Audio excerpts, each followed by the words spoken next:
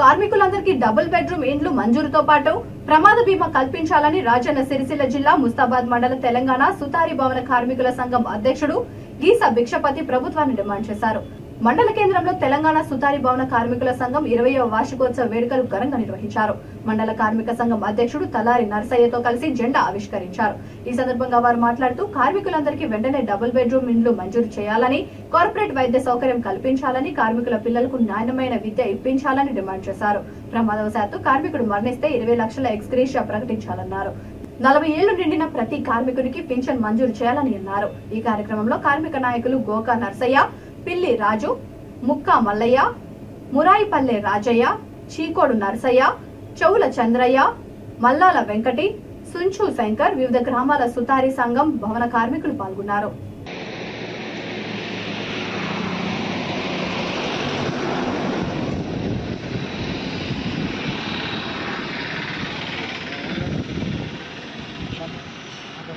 ఆవిర్భావ దినోత్సవం 20 సంవత్సరాలు 5వ డేట్ నాటికి, ఆగస్టు 5వ డేట్ నాటికి 20 సంవత్సరాలు. జై కార్మిక, జై జై కార్మిక. 60 సంవత్సరాలు వచ్చిన 60 సంవత్సరాల నిన్నలకు పింఛన్లు ఇప్పగలనని ఈ ప్రభుత్వం వేడుకుంటున్నాం.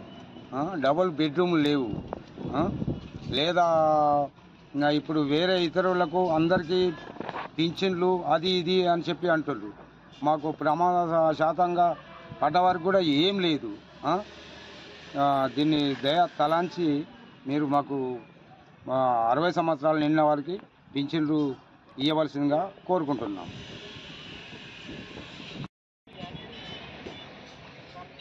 ఈరోజు బిఆర్ఆర్కే జెండా ఆవిష్కరణ జరిగింది.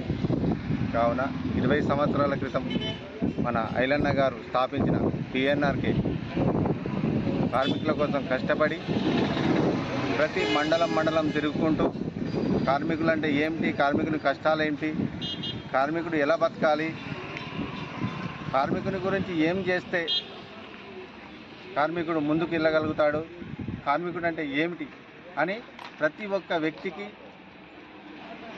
పిలుపునిచ్చి ప్రతి మండలంలో తిరుగుకుంటూ వీరి సమస్యలు ఏమిటి, ప్రతి ఆ రోజుల్లో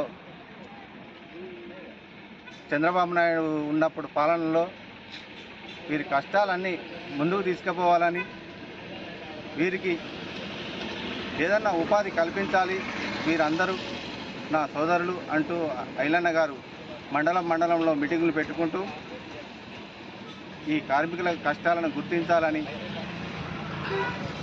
ప్రభుత్వాలను ఏ ప్రభుత్వం ఉన్నా ఆ ప్రభుత్వాన్ని నిలదీసి అడిగిన మహనీయుడు, మహా ఉద్యమ నాయకుడు ఐలన్న గారు.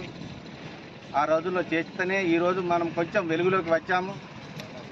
కానీ తెలంగాణ ప్రభుత్వం వచ్చిన తర్వాత ఈ కార్మికుని గుర్తించలేకపోవడం చాలా బాధాకరం. ఇన్ని సంవత్సరాలు గడిచినా ఇప్పటి వరకు కార్మికుడు ముందుకు రాకపోవడం, వారిని ఆలోచించి అర్థం చేసుకోలేకపోవడం కేటీఆర్ గారికి నమస్కరించి తెలియనిది ఏమనగా, అన్ని కులాల వారికి, అన్ని వర్గాల వారికి ఏదో విధంగా సాయం చేస్తూ